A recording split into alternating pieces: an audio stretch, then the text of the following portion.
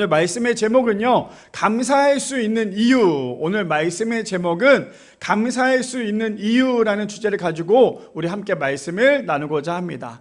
우리가 그동안에 삼손 이야기를 갖고 계속 나눴죠. 그러다가 이제 오늘 잠깐 추수감사 주일이기도 해서 감사에 대해서 나누고요, 다음 주 다시 우리 삼손에 대해서 이야기를 나누면 11월 마지막 주에 이제 삼손의 이야기가 마무리가 됩니다. 그래서 오늘은 삼손 이야기는 잠깐 접어두시고 오늘은 감사할 수 있는 이유, 우리가 어떻게 감사할 수 있을까, 우리가 어떻게 살아가면서 감사할 수 있을까, 감사는 어떤 걸까에 대해서 우리가 함께 말씀을 나누려고 하니까요, 우리 성도님들 올해 한 해 동안에 감사한 것들이 참 많죠. 그 감사한 것들 오늘 말씀을 들으면서 좀 한번 우리가 생각해보고 또 묵상해 볼 수 있는 그런 시간이 되었으면 합니다. 저는 오늘 이 말씀을 준비하면서 감사가 도대체 뭘까라는 생각도 함께, 또 제가 이번 한 해 또 우리가 개척을 하면서 벌써 어느덧 2년이라는 시간이 흘러가고 있어요. 흘러가고 있으면서 너무나 감사한 것들이 많았고, 또 저희 아내랑 한 3일 전인가요, 의정부의 이야기를 갑자기 했어요. 물론 맛있는 것 맛집 이야기를 하면서 그때 교회에서 사역을 했었던 이야기도 잠깐 이야기를 나눴었는데, 그때도 참 너무나 감사했어요. 근데 그때는 이마만큼 이렇게 막 뭔가 화려하게 준비하지 못했지만, 그러면서 시간 지나면서 이번 주에 말씀을 준비하면서 과연 나는 어떠한 감사를 할 수 있을까? 근데 저기 감사 게시판에 제가 적어놓은 거 혹시 보였어요? 우리 성도님들 감사에 대해서 굉장히 많은 것들을 적어 놓으셨는데, 제가 거기에다 딱 두 가지를 적어 놨어요. 그 중에 하나가 뭐냐면, 저는 이거는 확실한 것 같아요. 제가 어디 가서도 이 이야기를 꼭 하는데 뭐냐면, 너무너무 좋은 성도를 만나서 내가 지금 이렇게 목회를 할 수 있다는 게 얼마나 감사한지 모른다. 아무도 말썽 부리지 않고, 물론 말썽을 중간중간에 부리시는 분들도 있지만 그럼에도 불구하고 말썽 없이 같은 방향으로 같이 걸어갈 수 있다는 게 이게 얼마나 감사한지 모른다라고 해서 제가 저기다 이렇게 적어놨어요. 좋은 성도님들 만나게 해주신 거 감사합니다 라고 적어놨어요. 어떻게 보면 좋은 성도님을 만났다는 건 저에게는 굉장히 큰 복이에요. 또 우리 성도님들도 좋은 목사님을 만났죠? 네, 좋은 목사님을 만난 것도 복이에요. 그렇죠?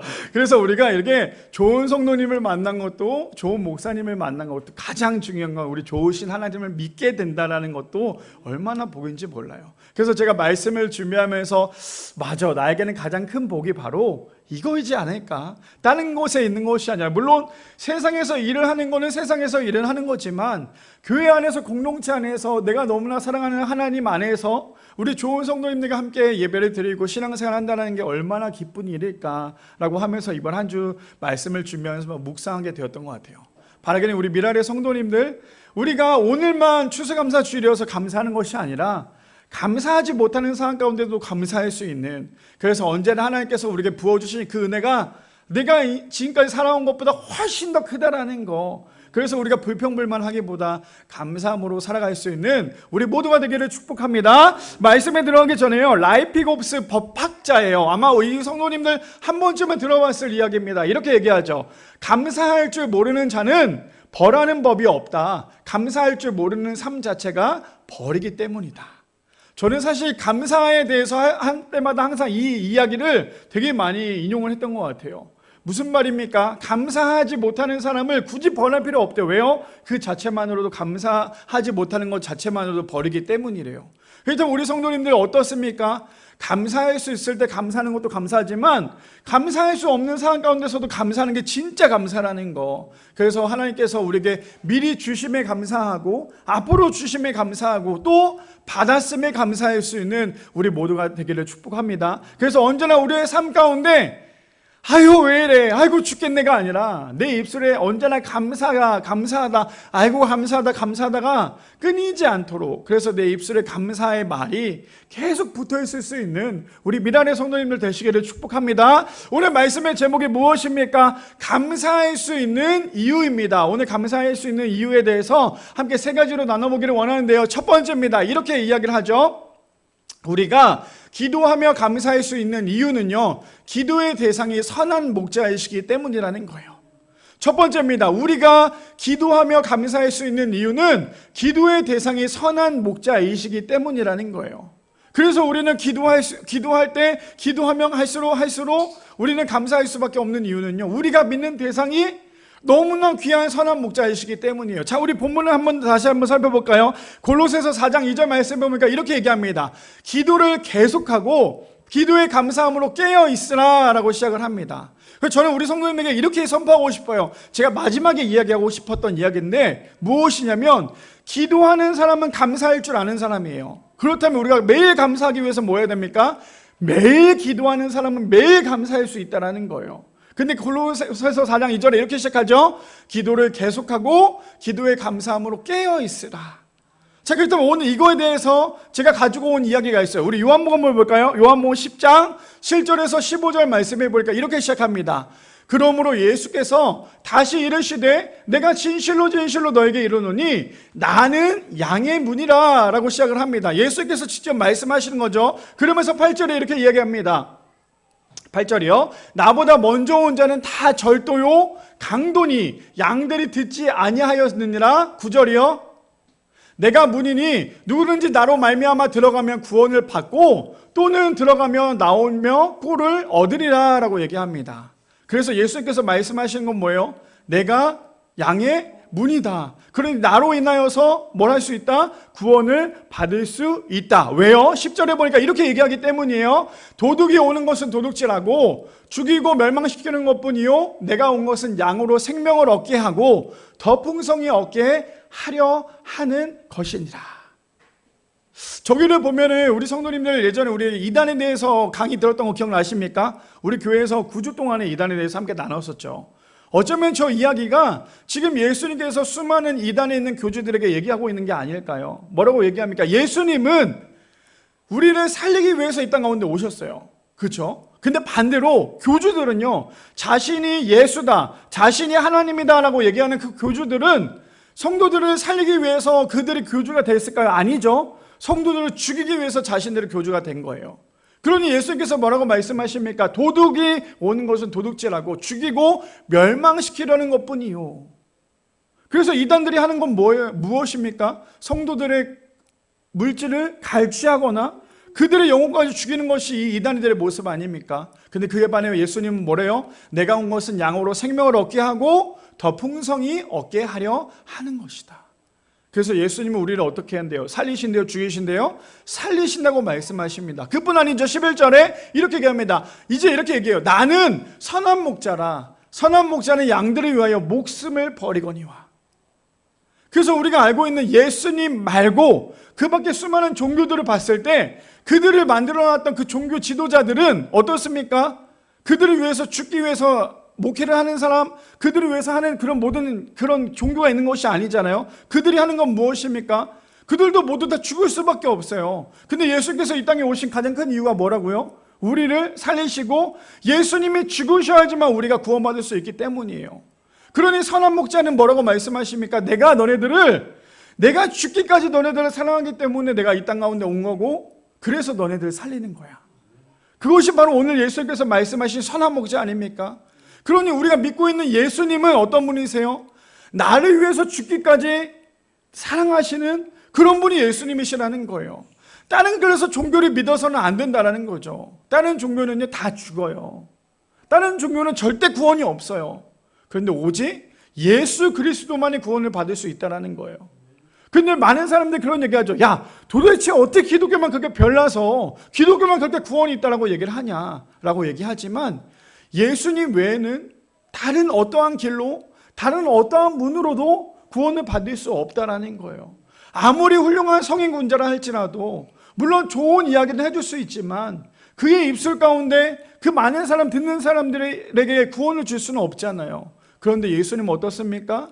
예수님은 선한 목자시고 우리 위해 죽기까지 이 땅에 오신 분이시고, 우리 때문에 죽으시고 부활하시면서 우리는 그걸 믿기만 하면 어떻게 해요? 구원을 받을 수 있다라고 얘기하는 거예요. 이것을 잊고 산다면 예수님이 어떤 분인지 우리가 알지 못해요. 근데 이것이 어떤 건지 제대로 안다면 예수님이 어떤 분인지를 알 수 있다라는 거예요. 근데 우리는 때로는 살아가면서 이것을 잊고 살 때가 참으로 많죠. 예수님이 나의 구원자이심을 잊고 살 때가 참으로 많아요. 그러다 보니까 예수님이 어떤 분이신지, 아니 내 삶 가운데 힘이 들거나 어려움이 왔을 때 예수님을 찾기보다 결국에 세상을 바라보는 것이 우리의 모습 아닐까요? 근데 예수님은 오늘도 말씀하세요. 뭐라고요? 나는 선한 목자라. 선한 목자는 양들을 위하여 목숨을 버리거니와. 그리고 12절에 이렇게 얘기합니다. 삭군은 목자가 아니요 양도 제 양이 아니라 이리가 오는 것을 보면 양을 버리고 달아나니 이리가 양을 물어가고 또 해치느니라. 그래서 우리 성도님들이 저를 위해서 기도해 주셔야 될 부분이 바로 이거예요. 절대 삭군 목자가 되지 않게 해달라고, 삭군 목사가 되지 않게 해달라고 우리 성도님들이 날마다 기도해 주셔야 돼요. 한 교회라고 해서 다 똑같은 교회가 아니에요. 세상에는 교회가 얼마나 많습니까? 그리고 많은 목사님들이 있고 많은 목회자들이 있어요. 근데 그분들 중에 다 올바른 목회를 하시는 분들도 있겠지만 그러지 못하고 삭군처럼 목회하는 분들이 있어요. 자기 사리사욕을 위해서 교회에서 어떻게 하면 자신의 돈을 좀 쓸 수 있을까? 성도들의 돈을 좀 뺏을 수 있을까? 그리고 자기의 사람을 꽂을 수 있을까? 이렇게 하다 보면 결국에는 하나님을 의지하는 것이 아니라 자신을 의지하다 보니까 삭군의 목회자가 될 수밖에 없다는 거죠. 그러니 오늘 본문에도 얘기하잖아요. 삭군은 목자가 아니오예요.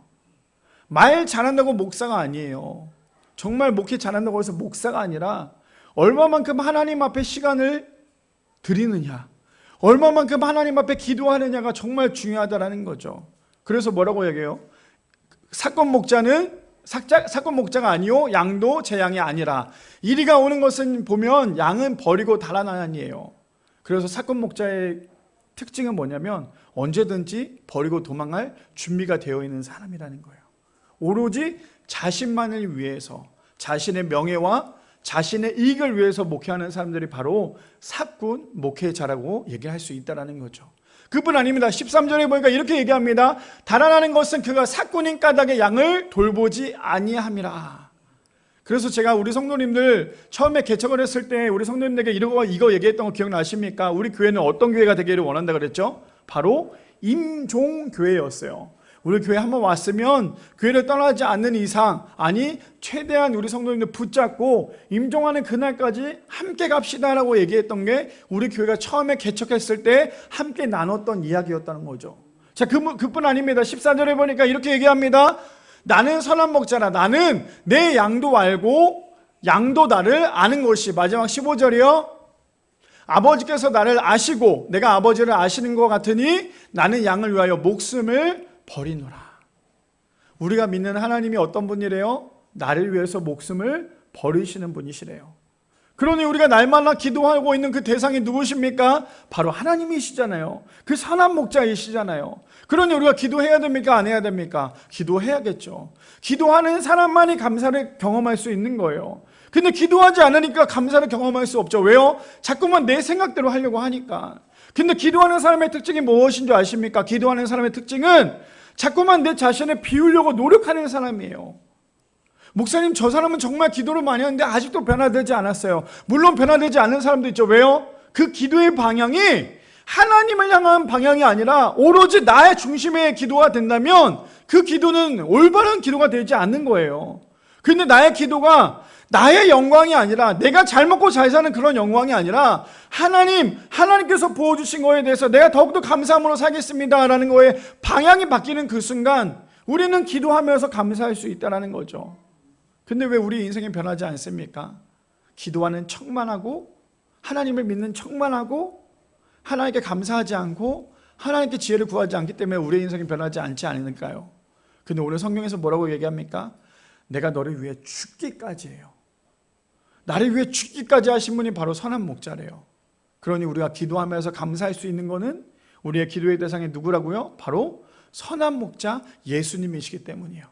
그분 아닙니다. 우리가 너무나 잘 알고 있는 시편 23편 볼까요? 23편 1절에서 6절 말씀 우리 성도님이 잘 아시죠? 근데 저거를 우리가 오늘은 좀 이렇게 들었으면 좋겠어요. 1절과 마지막 6절을 묶어야 돼요. 잘 보세요. 1절, 여호와는 나의 목자시니 내게 부족함이 없으리로다. 너무나 잘 아는 말씀이죠. 자, 2절이요.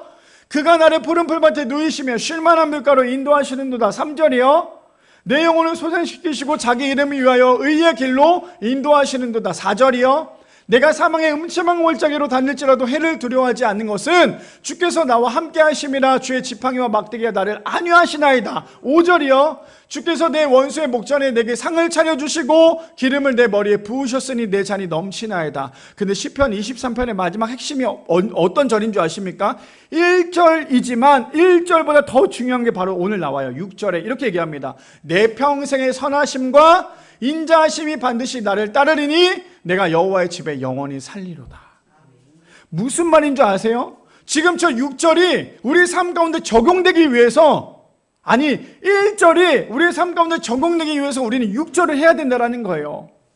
다시 한번 더 읽어드릴게요. 1절에 보면 이렇게 얘기하죠. 여호와는 나의 목자시니 내게 부족함이 없으리로다. 이거 너무나 잘 아는 말씀이에요. 근데 내게 부족함이 없기 위해서 우리가 해야 될 것은 6절에 뭐라고 얘기해요? 내 평생의 선하심과 인자하심이 반드시 나를 따르니 내가 어디에 있어야 된대요? 여호와의 집에 영원히 살리로다. 하나님 집에 영원히 사는 사람만이 여호와는 나의 목자시니 내게 부족함이 없으리로다라는 고백이 나올 수 있다는 거예요. 내가 하나님 전에 살지 않고 내가 하나님 전에 있지도 않으면서 나는 여호와는 나에게 목자시니 내게 부족함이 없으리로다는 고백이 나올 수 없다는 거예요. 무슨 말인지 이해되십니까? 신앙생활은 좋은 말만 있다고 해서 좋은 게 아니라요, 반드시 내가 하나님 안에 거해야지만 하나님이 나의 목자가 되시고 내게는 부족함이 없게 된다는 거예요. 바라기는 우리 미라의 성도님들, 오늘 첫 번째 주제가 무엇이었습니까? 우리가 기도하며 감사할 수 있는 이유는요, 기도의 대상이 선한 목자이시기 때문이라는 거예요. 언제나 우리와 함께 하시고 우리에게 선한 목자가 되신 그 예수님만 바라보며 기도하며 살아갈 수 있는 우리 미란의 성도님들 되시기를 축복합니다. 두 번째입니다. 두 번째는 이렇게 얘기하죠. 우리가 기도하며 감사할 수 있는 이유는요, 저 주시는 은혜를 경험할 수 있기 때문이라는 거예요. 두 번째는 우리가 감사하며 기도하며 감사할 수 있는 이유는 저 주시는 은혜를 경험할 수 있기 때문입니다. 우리 본문을 좀 볼까요? 다시 한 번 더 골로새서 4장 2절 말씀 우리 읽어볼게요. 시작.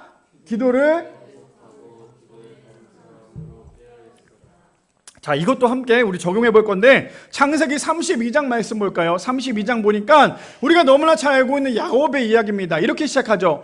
야곱은 홀로 남았더니 어떤 사람이 날이 새도록 야곱과 씨름을 하다가 25절이요. 자기가 야곱을 이기지 못함을 보고 그가 야곱의 허벅지 관절을 치매 야곱의 허벅지 관절이 그 사람과 씨름할 때 어긋났더라. 26절이요. 그가 이르되 날이 새려 하니 나로 가게 하라. 야곱이 이르되 당신이 내게 축복하지 아니하면 가게 하지 아니하겠나이다. 자, 우리 26절까지 보면 어떤 내용인지 아시죠? 어떤 내용이십니까? 야곱이 기도하는데 어떻게 기도해요? 축복을 줄 때까지 기도하는 거예요. 근데 우리가 여기서 절대로 오해하지 말아야 될 것 중에 하나가 이거예요. 내가 기도하면서 무조건 축복을 위해서만 기도해야겠다. 그러는 순간 우리 신앙은 무너질 수밖에 없어요. 야곱이 저렇게 기도할 수밖에 없었던 이유는 야곱의 기도는요, 목숨을 건 기도였어요. 우리 성도님들 기도하면서 목숨을 걸고 기도해 본 적 있으십니까? 정말 울부짖으며 정말 매달리며 정말 내 기도가 하나님 이번에 안 들으시면 진짜 안 될 것 같습니다라고 하며 울부짖으며 기도해 본 적 있으세요? 지금 야곱의 마음은 그런 마음이었어요. 지금 야곱은요, 절대로 내 기도가 응답이 되지 않으면 안 됩니다라고 하는 마음으로 간절하게 기도했다라는 거죠. 자, 그러면서 27절에 보니까 이렇게 얘기합니다. 27절이요. 그 사람이 그에게 이르되 내 이름이 무엇이냐? 그가 이르되 야곱이니이다. 28절이요. 그가 이르되 내 이름을 다시는 야곱이라 부를 것이 아니요 이스라엘이라 부를 것이니 이는 내가 하나님과 및 사람과 겨루어 이겼음이라 라고 얘기합니다. 이겼대요. 근데 우리가 여기서 본문을 봐야 될 것 중에 제일 중요한 건, 와, 그럼 야곱이 기도하면서 하나님이 이겼구나. 아니에요. 이렇게 생각하면 큰일 나요. 우리가 하나님을 어떻게 이기겠어요? 저기서 우리가 정말 큰 은혜는 무엇입니까? 겨루어 이겼다는 것은 하나님께서 야곱을 통해서 져주시는 은혜를 주셨다라는 거예요. 우리가 많은 신들이 있다고 얘기하죠. 하나님 외에 또 다른 신들이 있다고 많은 사람들이 얘기합니다. 근데 그들의 신들은 공통점이 뭔지 아십니까? 지배하려고 하고 억압하려고 하고 무조건 위에 있으려고 하는 게 그들의 신이라면 우리가 믿는 하나님은 어떤 분이십니까? 우리를 억압하는 게 아니에요. 근데 사람들이 하나님을 잘 알지 못하는 사람들의 오해하는 게 뭐냐면, 하나님은 우리를 억압한다, 하나님을 믿지 않으면 무조건 지옥에 보낸다, 이렇게 얘기하는 사람들이 참으로 많아요. 정말일까요? 정말 하나님을 믿지 않는다고 해서 무조건 지옥으로 보낼까요? 물론 이 말이 맞지만 하나님은요, 그 한 사람 한 사람을 구원하시기 위해서 끊임없이 사람들을 보내신다는 거예요. 너 하나님 안 믿지? 그래, 너 지옥이나 가버려. 하나님은 이러신 분이 아니라, 너 아직도 하나님 안 믿는구나, 내가 너 주변에 정말 믿음 좋은 사람을 보내서 너를 하나님 믿을 수 있도록, 권면할 수 있도록 내가 보내줄게. 하나님의 사랑은 그런 사랑이라는 거예요. 다른 신들과 비교할 수 없어요. 다른 죽어있는 신들과 비교할 수 없다는 거죠. 다른 신들은 어떻습니까? 사람들이 만들어낸 신이잖아요. 사람들이 옮겨야지만 옮겨질 수 있는 것들이 신이잖아요. 근데 하나님은 어떠신 분입니까? 우리를 만드신 분이고, 이미 우리가 알기도 전부터 하나님은 계셨던 분이 하나님이세요. 근데 그 하나님이 오늘 뭐라고 말씀하십니까? 하나님과 겨루어 이겼다라고 얘기합니다. 무슨 말이에요? 다 알잖아요. 우리가 자녀를 키워보면 어때요? 이 자녀랑 하다 보면, 저도 이제 우리 윤이랑 가끔씩 격투기 놀이를 할 때가 있어요. 격투기 놀이를 할 때 보면 저희 근데 윤이한테 잘 안 봐주거든요. 저는 윤이한테 지는 거 별로 안 좋아해서 무조건 이기려고 해요. 근데 그러다가도 윤이가 막 울어요. 왜 아빠는 맨날 나 안 봐주냐고. 그럼 이제 다시 한 번 하자 그러면, 그때는 제가 윤이한테 일부러 맞고 넘어져요.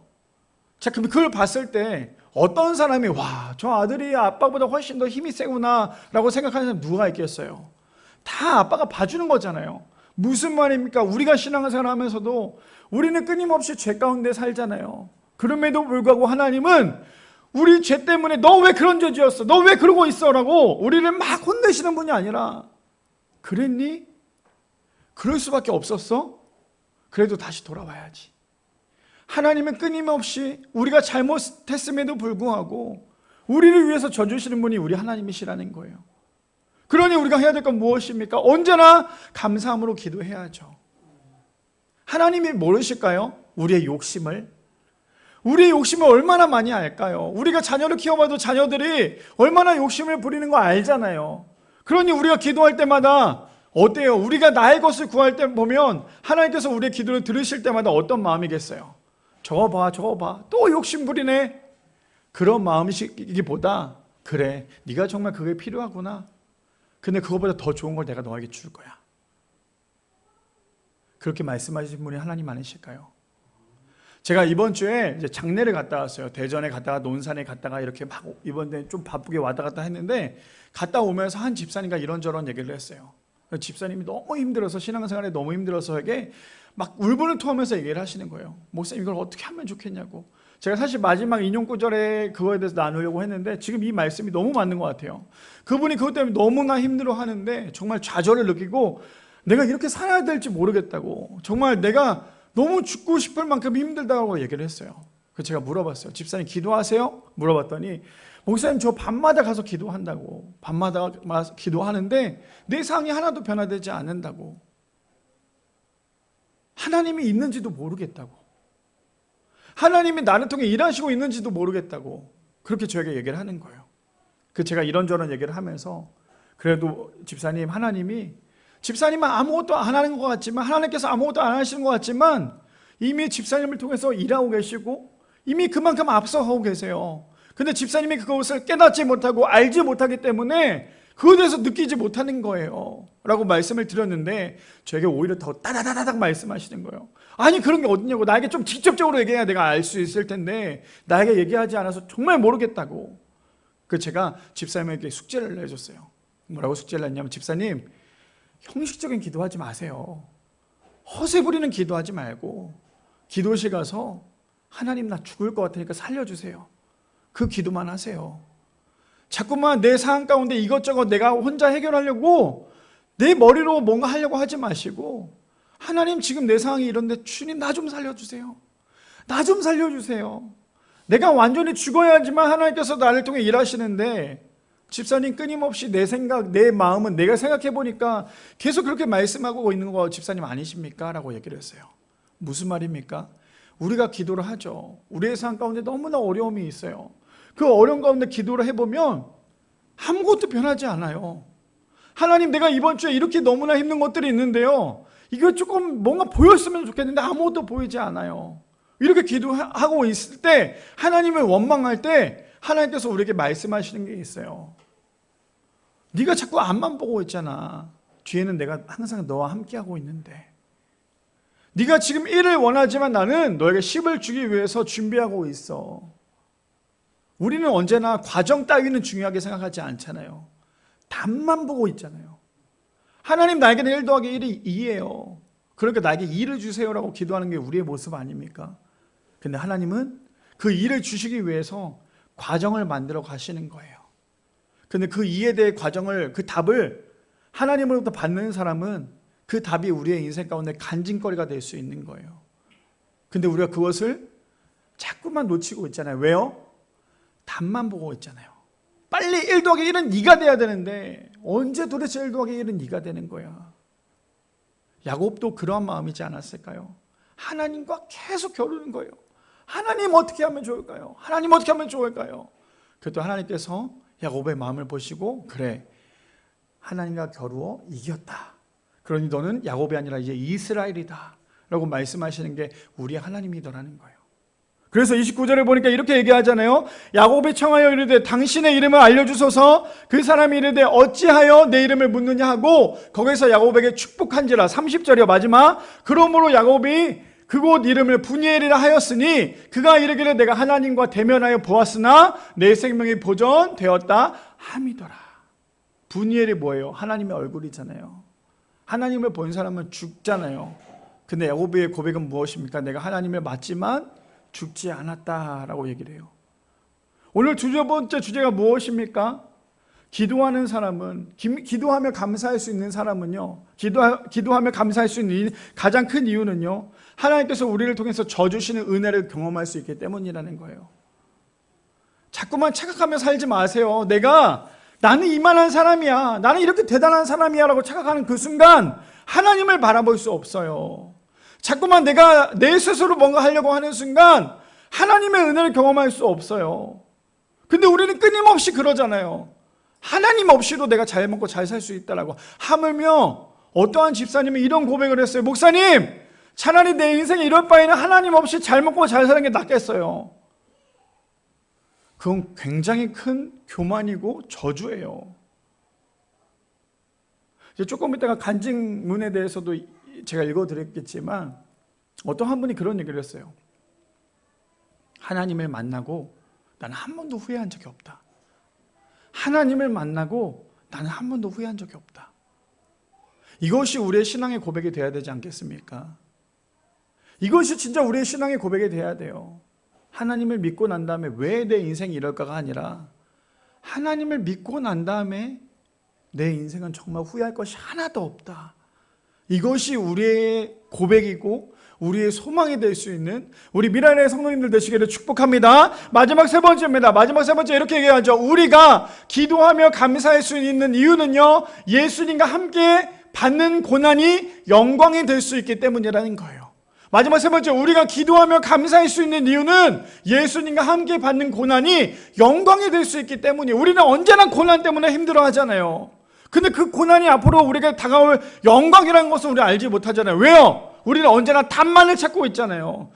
문제 따위는 중요하지 않고 과정 따위는 중요한 것이 아니라 답만 찾고 있다 보니까 언제나 그 고난 때문에 하나님을 원망하고 넘어진 게 우리의 모습 아닙니까? 오늘 본문 다시 한번 읽어봅시다. 우리 골로새서 4장 2절 말씀 읽어볼까요? 시작! 기도를 계속하고 기도의 감사함으로 깨어있으나, 마지막입니다. 우리 로마서 8장 16절 18절에 보니까 이렇게 얘기합니다. 성령이 친히 우리의 영과 더불어 우리가 하나님의 자녀인 것을 증언하시나니, 17절이요, 자녀이면 또한 상속자 곧 하나님의 상속자요 그리스도와 함께한 상속자니 우리가 그와 함께 영광을 받기 위하여 고난도 함께 받아야 할 것이니라 라고 얘기하고 있어요. 저 말이 무슨 말인지 아십니까? 우리가 하나님의 자녀라면 하나님의 자녀답게 살아가야 한다는 거예요. 그거 아세요? 가족은요 절대 변하지 않아요. 가족은 절대로 변하지 않아요. 무슨 말입니까? 저희 집안에는 가족이 4명이 있어요. 저랑 저희 아내랑 우리 유리랑 윤희가 있어요. 근데 4명의 가족이 있는데 4명의 가족이 우리 아이인데도 불구하고 이 아이가 다른 사람의 아이가 될 수 있습니까? 그럴 수 없죠. 왜요? 우리 가족이잖아요.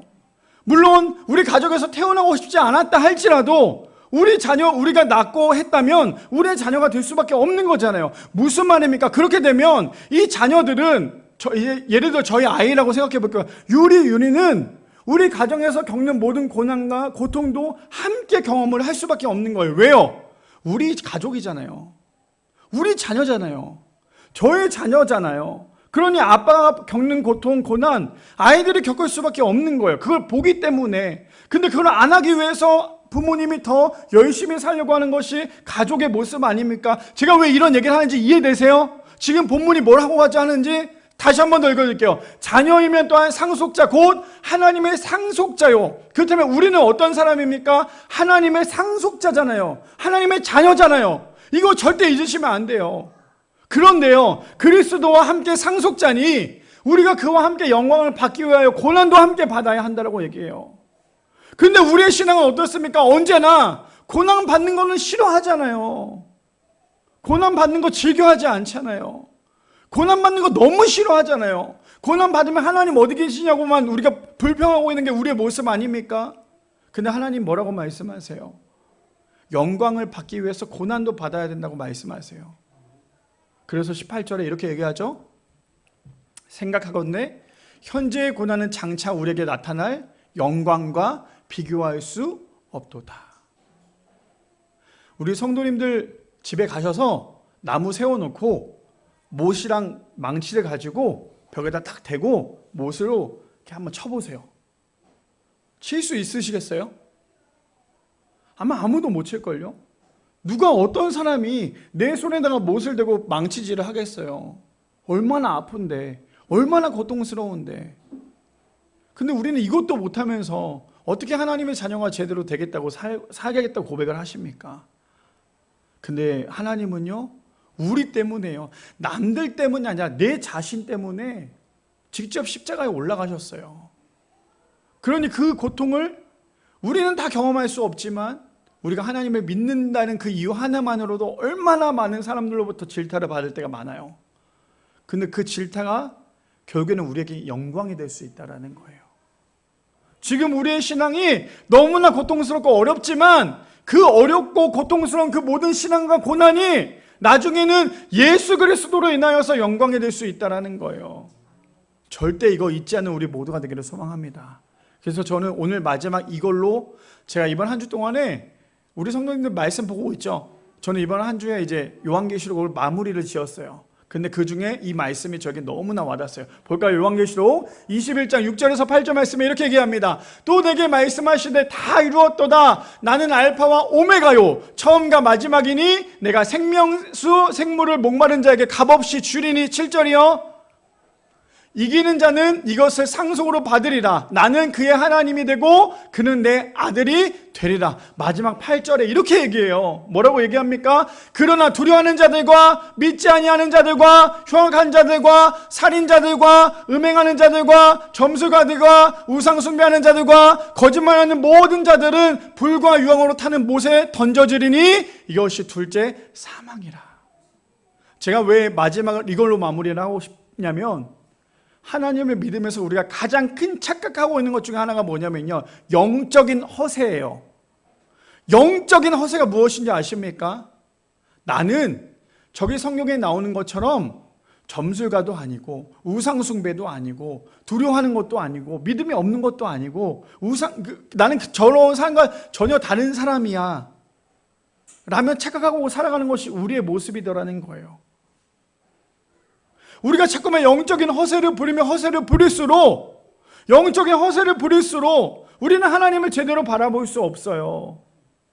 성경에서 나오는 저 죄인된 모습들이 나는 아니겠지, 나는 예수님을 십자가에 직접적으로 못 박지 않았기 때문에 나는 저 사람들과 달라라고 생각하는 그 순간 우리는 저 사람들과 다를 게 하나도 없다라는 거예요. 그래서 우리가 항상 생각을 해야 될 건 무엇이냐면, 내가 예수님을 십자가에 못 박았어. 내가 예수님을 십자가에 못 박았어. 이것을 잊는 그 순간 우리의 신앙은 바닥을 칠 수밖에 없어요. 나는 아니야. 나는 예수님의 십자가에 못 박지 않았고, 나는 오늘 본문에 나온 것처럼 두려워하는 자들과 믿지 않는 자들과 흉악한 자들과 살인자들과 음행하는 자들이 아니야 라며 착각 속에 빠져있는 사람은 절대 하나님의 은혜를 경험할 수 없다라는 거예요. 하나님이 이 땅 가운데 오셨고 우리를 구원하시기 위해 이 땅 가운데 오셨어요. 그럼 우리가 해야 될 건 무엇입니까? 하나님께서 주신 은혜를 제대로 경험해야죠. 그래서 오늘 추수감사 주일임에도 불구하고 제가 이렇게 조금 무겁게 얘기하는 이유는 무엇이냐면, 하나님 믿을 거면 제대로 믿자라는 거예요. 어설프게 하나님 믿지 말고, 어설프게 믿음에 허세 부리지 말고, 신앙에 허세 부리지 말고, 하나님을 믿을 거면 진짜 믿자라는 거예요. 내가 오늘 지금 이 시간 죽는다 할지라도 나는 천국 갈 수 있어 라는 마음으로. 그래서 우리의 인생 가운데 가장 큰 감사가 무엇인 줄 아십니까? 잘 먹고 잘 살고 좋은 집 사는 거? 이것도 감사하지만 더 큰 감사는 내가 하나님을 믿고 있다라는 거, 내가 하나님이 믿어진다라는 거. 그래서 제가 아까 전에 서두에 그 얘기 했었죠. 매일 기도하는 사람은 매일 감사할 수 있는 거예요. 왜 감사할 수 있다고요? 하나님이 우리의 선한 목자이시고 우리에게 져주시는 은혜를 주시고 그의 고난 가운데 영광을 보게 하시기 때문이에요. 그것을 우리가 날마다 기억하며 우리가 날마다 감사하며 살아갈 수 있는 우리 미랄의 성도님들 되시기를 축복합니다. 이번에 제가 그 얘기를 했었죠. 감사의 글을 써오시면 시상도 할 거고 함께 나누겠습니다. 그래서 제가 오늘 이렇게 타이핑을 쳐왔어요. 그래서 우리 제가 이 시간에 좀 함께 나누며 이제 끝내려고 하는데, 제가 아까 전에 말씀드린 한 분에게는 제가 말씀을 드리려고 했는데 깜빡 잊고 말씀 못 드렸어요. 근데 아마 그분이 누군지 알 거예요. 본인도 알 건데, 제가 이번에 이 간증문을 읽으면서, 간증문이 아니죠, 감사의 글을 읽으면서 너무나 은혜를 받았고 혼자서 사무실에서 울었어요. 이렇게까지 힘들게 살아가는구나 우리 성도님들이. 사실 제가 죄송해요, 오늘 여기에 우리 장로님들 권사님들 글은 없어요. 왜 없냐면 장로님들 권사님들 글을 제가 3번 정도를 읽었거든요. 읽으면서 느낀 게 뭐냐면, 지금 제가 읽어드리는 이 집사님들의 글을 이미 이전에 한참 전에 경험을 해보셨던 분이신 거예요. 그러니까 다 조언하셨어요 사실은. 그래서 우리 장로님들 권사님들 다시 한번 그때를 돌아가는 마음으로 집사님들의 지금 힘들어하고 있는 고통과 이 감사할 것들을 함께 나누면 좋겠다. 이미 장로님들 권사님들이 읽는 그 글은 읽어드리고 싶었지만 우리 젊은 세대는 사실 이해 못할 수도 있거든요. 그러니까 오늘 집사님들의 글을 읽으면서 목사님 나도 열심히 썼는데 왜 내 글은 없어요? 라고 하면 안 돼요. 그럼 감사할 수 없으니까. 그러니까 제가 오늘 순서는 제가 감동되는 순서대로 썼고요. 여기다 할 거고요. 4분의 집사님을 우리 고백하려고 해요. 물론 우리 교회 집사님은 3분이지만 한 분은 너무나 은혜롭게 쓰신 분이 또 있어갖고 함께 나누려고. 일단 첫 번째로 오늘 시상하는 가운데 제가 저번에도 말씀드렸죠. 저희 게시판에도 시상을 한다고 얘기했어요. 그래서 오늘 시상은 감사의 글 쓰신 분들 전부 다 시상을 할 거고, 그 중에서 오늘 이렇게 4분의 글은 또 조금 더 시상을 할 거고요. 또 저기 써놓은 것 중에 저에게 가장 크게 감동이 되었던 글이 하나 있어요. 또 유치부 아이였어요. 누구냐면 우리 송아인이라는 아이인데, 그 아이가 뭐라고 썼냐면, 물론 여기 이것저것 많이 있었어요. 근데 저에게 가장 감동이 되었던 거, 제가 올해 한 해 작년과 2년 동안 하면서 가장 감동이 되었던 걸, 그 아이가 7살짜리 아이가 핵심을 썼어요. 그 내용이 뭐냐면, 하나님 예배 드리게 해주셔서 감사해요. 제가 원했던 건 다른 게 아니었어요. 하나님 예배 드리게 해주신 거 감사해요. 그 7살짜리 아이가 그걸 썼어요. 그래서 그 아이도 오늘 시상을 함께 나누려고 합니다. 이해되시죠? 자, 그래서 오늘 함께 좀 나누려고 하는데, 우리 먼저 정집사님, 우리 정영 집사님이죠. 제가 너무나 사랑하는 우리 정영 집사님 글입니다. 이렇게 시작됩니다. 2025년을 시작하면서 걱정으로 시작한 부분이 있었습니다. 4년제 사이버대학 졸업 후 대리로 진급할 수 있을지, 하준이가 건강하게 자라서 세상에 잘 나올지, 하준이가 나온다면 육아휴직은 어떻게 해야 할지, 많은 고민과 걱정들이 있었지만 되돌아보니 감사함의 연속이었습니다. 대리 진급, 건강한 하준이, 큰 이슈 없는 육아휴직, 일을 할 수 있음 등이 있습니다. 기도 제목을 나누고 중보를 받으며 기도하며 나아가니 당시에는 순간순간 너무나 힘들게 느껴졌지만 하나님이 날 위해 준비해 주신 것들이 너무나 많았구나라는 것을 느꼈습니다. 래퍼의 이야기도 썼네요. 그렇죠? 이렇게 얘기해요. 세상의 기준으로, 제가 랩을 하고 싶지만 랩을 못해서, 세상의 기준을 가지고 널 판단하지 마. 하나님이 보시기엔 너는 빛나는 별이야 라는 래퍼 BY의 가사가 요즘 계속 생각이 나면서 하나님이 나를 사랑하시고 지켜주시고 나를 향한 계획이 있으시구나 라는 것에부터 시작으로 하나하나 감사함을 생각하고 느끼고 있습니다. 그리고 마지막 절이에요. 너무나 은혜였어요. 뭐냐? 또한 항상 그냥 지내보낸 추수감사절에 이렇게 감사함을 생각하고 정리하게 해주신 목사님께도 감사드린다 라는 그렇게 이야기를 해서 너무나 은혜가 됐습니다. 또 한 분이에요. 우리 이혜은 집사님 아시죠? 너무나 또 글을 너무나 잘 써주셨어요. 이렇게 얘기해요. 저는 올해 귀여운 아들을 만나게 된 초보 엄마입니다. 10개월이라는 시간이 정말 빠르다면 빠르게, 느리다면 느리게 갔던 시간을 지나 무사히 출산을 하게 되었습니다. 이 시간들이 지나 낳고 보니 생각도 못할 만큼 행복도 있지만 너무나 큰 피곤함과 힘듦과 그리고 산후우울증이 찾아오기도 했던 것 같습니다. 이런 시간들이 생각할수록 저를 키워주셨던 어른들의 사랑과 헌신이 정말 컸구나라는 것을 느끼며 육아를 하고 있는 것 같습니다. 올해 나에게 감사의 글이 무엇일까 곰곰이 생각을 해보다가 제가 이렇게까지 하나님을 믿으며 신앙생활을 할 수 있다는 것에 대한 자체가 감사하다는 생각이 들었습니다. 저는 모태신앙으로 태어나서 제가 너무나 사랑하는 할머니가 지어주신 예수님의 은혜라는 뜻으로 예은이라는 이름으로 살아오면서 힘든 일도 많았지만 가득 찬 예수님의 은혜로 잘 성장해 어엿한 성인이 되었습니다.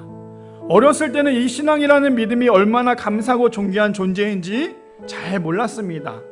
선교 유치원을 다니기도 창피했고 학교에서 자기 이름을 한자로 쓰는 시간에도 저는 한자 이름이 아니기에 친구들 앞에 제 이름이 너무나 창피하고 부끄러웠습니다. 그런 시간을 지나 지금 생각해보면 창피해야 할 것이 아니라 예수님의 은혜가 태어났을 때부터 온전히 누렸던 나의 삶이었구나 라는 것을 느꼈던 것 같습니다. 저는 배우자 기도를 할 때에 버릇처럼 항상 외쳤던 내용이 하나님, 저는 많은 것을 바라지 않습니다. 근데 많은 걸 바란 것 같아요 지금 보면. 오로지 제가 의지하여 제가 믿음이 흔들릴 때 잡아주며 믿음 안에서 본받을 수 있는 남편을 만나게 해주세요 라고 항상 기도했습니다. 그렇게 정말 예수님의 은혜로 신실한 남편을 보내셨어요. 이처럼 제가 이렇게 많은 것들이 채워지면서 물질적으로 채워지면 행복한 것이 아니라 나의 힘으로 오로지 이루지 못한 것들을 예수님의 은혜로 채워주시고 만들어주심에 올해 한 해도 감사한 마음이 가득하게 보냈던 것 같습니다. 저 혼자 못했을 일들을 부족함 없이 하나님이 채워주심에 감사하며 예수님의 은혜로 또 어떤 기적과 놀라움을 보여주실지 기도하며 한 걸음 더 힘차게 나아가 보려고 합니다. 얼마나 은혜예요, 그렇죠? 우리 집사님들. 또 한 집사님의 이야기입니다. 이 집사님은 제가 말씀을 못 드렸는데 그냥 이 집사님 꼭 읽어야 될 것 같아요. 저에게는 너무나 은혜가 돼서. 우리 이름은 문보영 집사님입니다. 올해 초에 하나님의 은혜로 기쁨이 찾아왔지만 제 자신의 건강 문제로 그동안에 돌보지 않았던 자신의 건강, 아픔으로 인하여 다시 한번 제 자신의 건강을 되돌아보는 기회가 되었습니다. 이 또한 하나님이 나를 사랑하심을 느끼며 약 1년 동안 건강관리와 체중관리로 건강을 되찾았으며 내년에는 진짜 건강한 기쁨을 주실 것이라 믿습니다. 그로 인한 하나님의 선택은 저에게 주신 아픔을 은혜라고 생각이 듭니다. 저의 부부간의 신뢰와 믿음이 더 굳어지는 기회가 되었습니다. 바라옵건대 내년에는 신랑도 제가 느끼는 하나님의 은혜를 함께 느꼈으면 합니다.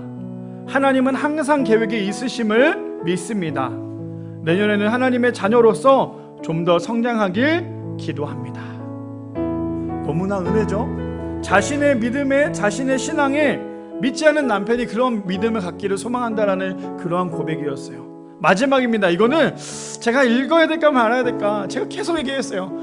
이거는 읽어주지만 상은 못 주겠어 했더니 우리 아내가 되게 섭섭해했지만 우리 아내의 글을 읽으면서 또한 우리 성도님들도 사모의 은혜가 이런 거구나라는 걸 또 느낄 수 있을 것 같아요. 그래서 이번에 집사님의 글은 아니고 저의 아내의 글인데 저희 아내가 다 읽지 말래요. 다 읽으면 너무 창피하다고. 그래서 제가 내가 알아서 할 거니까 걱정하지 말라고. 그래서 처음부터 끝까지 점 하나 빼먹지 않고 다 읽어드릴 테니까 다 들어보시고 사모는 저런 은혜가 있구나라는 것을 경험하면 좋을 것 같아요.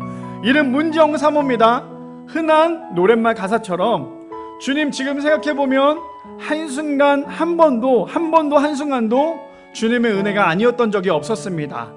제 인생을, 그리고 미랄교회의 시간 2025년도를 돌이켜보면 주님이 간섭하시고 계획하시고 주님의 은혜로 채워진 시간이었습니다.